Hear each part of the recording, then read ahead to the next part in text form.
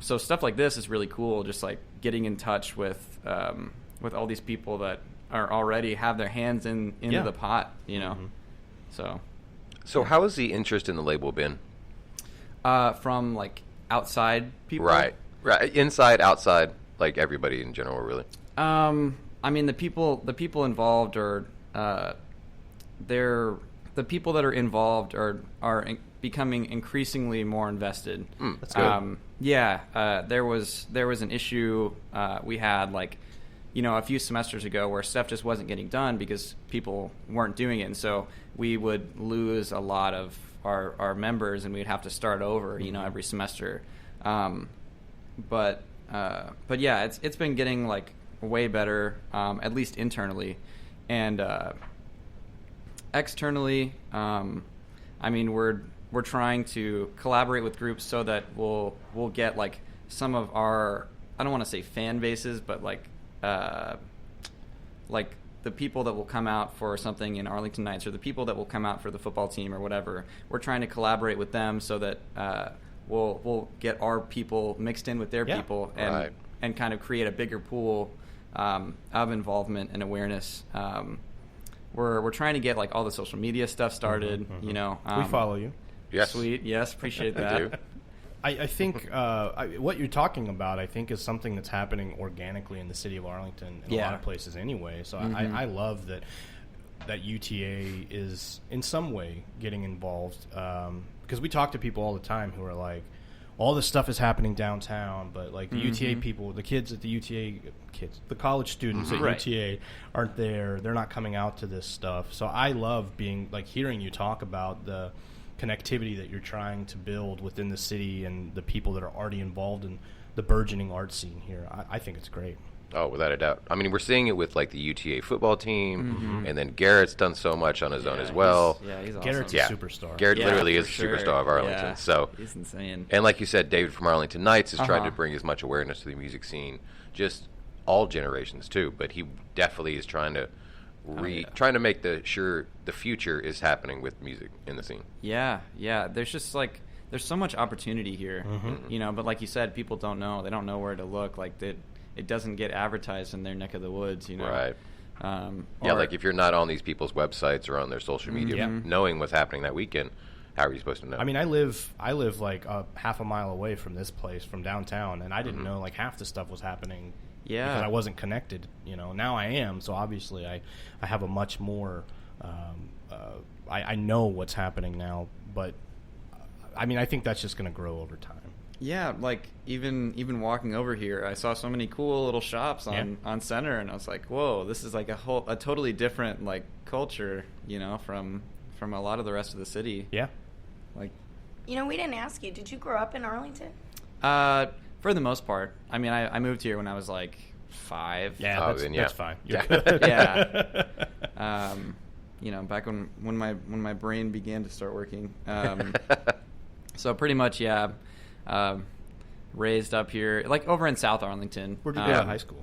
I went to high school at Summit in Mansfield. Okay. Oh, okay. I went to Bowie. Cool. Over close to. I went to Martin. So we're South Arlington boys. Nice. Yeah. Were you there when they had their fight week and stuff? I was there in the 90s, so there was lots of fights. Yeah, I would imagine. Every day was fight day. No, I mean, I didn't really see that.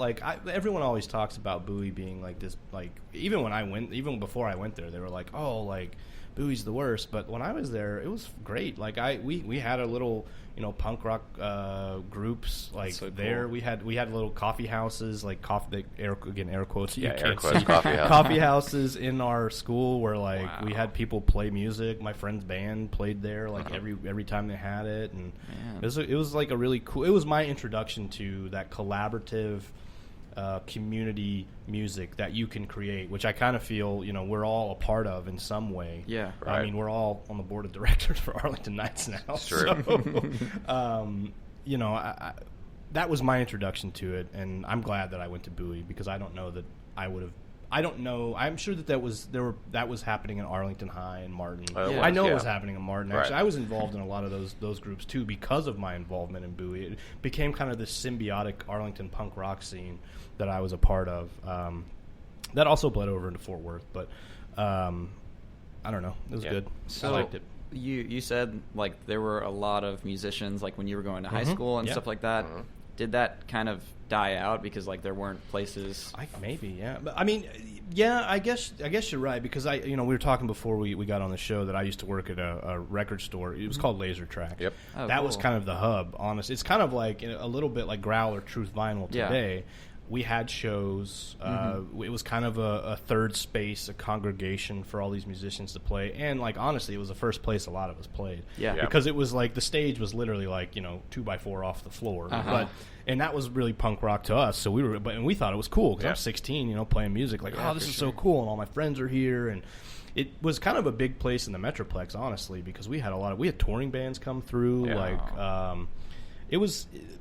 But it closed, like, my senior year of high school. Right. And so, yeah, I think I hadn't really thought about that, but I think you're right. Like, I guess it did kind of die off because there was nowhere to play. Well, what happened was Laser Tracks closed, and then everything went over to Dreamworld because Dreamworld that's was true. Dreamworld right at that time when it was. World. That's but true. then they had so many problems internally. But that was the place also because it was a huge but stage. But after Dreamworld closed, then there was nothing. Yeah, the scene kind of. It was like way down Division, like almost by Fort Worth. Yep. It's part of the car lot that was next to it now. Like they bought the building. It had like a recording studio. The venue was huge. Yes. It was like they had rooms in front and then practice rooms up there. They had a studio in the middle, and then the big concert hall in the back. And it was bumping for about 2 or 3 years. Yeah, I'd say about 2 or 3 years. It was kind of a mecca for Arlington kids to hang out and do stuff, and then that died off, and then there was really nothing until like Division opened. Right. I mean, I'm sure there were places that I didn't know about because I wasn't really connected to the music scene at that time. But I hadn't really thought about that. Yeah. You guys weren't around when the that disco place was still open. Like off Cooper. There's like that 2001. Yeah, 2000. Yes. I used to work at the racetrack. Well, it's a Valero now, but I used to work at that racetrack while that place was open. And Friday nights were crazy. Fridays, the weekends, I would always drive by. I'm like, this place is packed. Oh yeah, it was just fights and shootings. Yeah, that's what I heard. Weekend. But that's an amazing space if somebody could reclaim that. Yeah, my goal is to been trying to figure out how to get that back. Really? Oh, yeah. I was talking to somebody to chat and do about that. Yeah. David's been talking about it for years. Really? Yeah, I just think someone needs to help raise the money because I also think the Hispanic community needs a place to go on the weekends and dance and have their own music going on because in Arlington, where are they really going to go? Mm-hmm. So, but I do also think that this place could grow to where all cultures could come in there and have music shows, and it could just be like a rotating situation like that. I heard like one night it would be like heavy metal, and then one night it would be like cowboys. And the Cowboys were huge there. Those guys would come in with their boots, like the pointed boots, man, way bigger than clown shoes. Sometimes it was wild. It's just such a cool space. Like you drive by and you're like, whoa, because you see that huge parking lot. Mm-hmm. Yeah. Mm-hmm. Yeah, that would be a fun thing to redo. So back on track to UTA Records. Sorry. What made you interested in the program? Let me think for a second. I guess for me it was just seeing like what could be, because I was not really connected with anything in the music scene over here.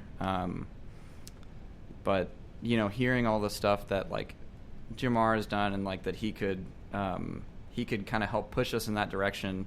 I don't know, like there was just an idea that like this place could be like booming, and it's been kind of a slow burn to get where we're at now, which is not super far, but it's like we're finally making the steps to kind of see that, and it's just great like being with people that have had that same vision for so long, but yeah, I mean, for a couple of semesters, I was like, yeah, this is great. I can just not do a whole lot and get 100 in the course, It's easy A. Yeah, totally. Because I was trying to keep like however many hours to like keep a scholarship, and I was like, well, this is just like an easy A, but after a while, I was like, okay, like this could be something. Yeah. So I think it kind of sprung up at the right time for what's happening in Arlington anyway. And I talk about this with a lot of people. I moved to my house, like I bought my house in Arlington specifically because of what was happening downtown. I felt like this energy that was starting to kind of happen here, and I wanted to be a part of it. Yeah. And I think what you're talking about is kind of the same, like wanting to be involved in a community and doing the things that you need to do to make that community viable and vibrant and involve everyone. Yeah, yeah. Everybody, like you were saying about like the timing, that's all I keep hearing is everybody's like, yeah, this is the perfect time for Arlington. And it seems like everyone's of the exact same mind, you know. We're doing a little like tiny desk type thing with the football team on Sunday. And I just met with the professor that runs the radio station at UTA. Oh, yeah. And sure enough, he was like, yeah, we bring in artists and we do like tiny desks over here. And I was like, whoa, it's just weird to see like everybody's trying to move in the same direction. Yeah. Right.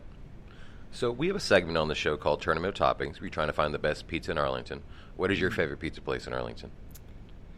I'm going to give you the stock answer and say Old School. I mean, a lot of people. It is. I mean, I that's one of my favorite places. But you know, I haven't been to a lot of local pizza places. I mean, I've had Mellow Mushroom, right? But outside of Old School, I haven't really been anywhere else for pizza.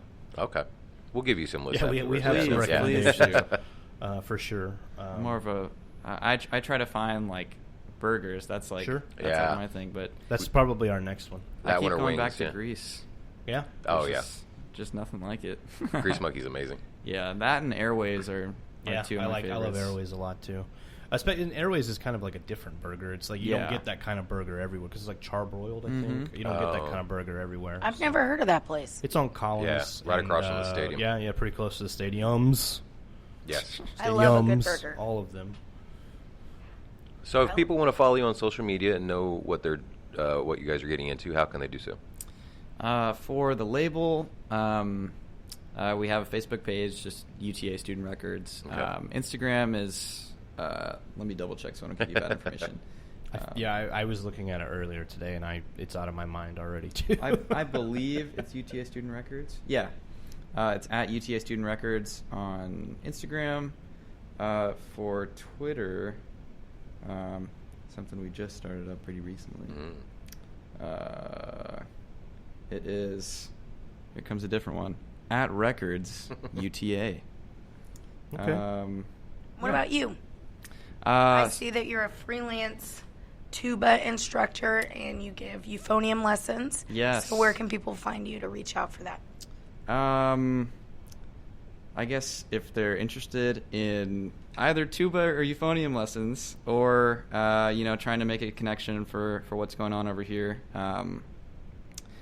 you can email me Nick Rood at yahoo.com, NickRood, or you can always hit me up on Facebook, Nick Rood, or Instagram at DOORKCIN.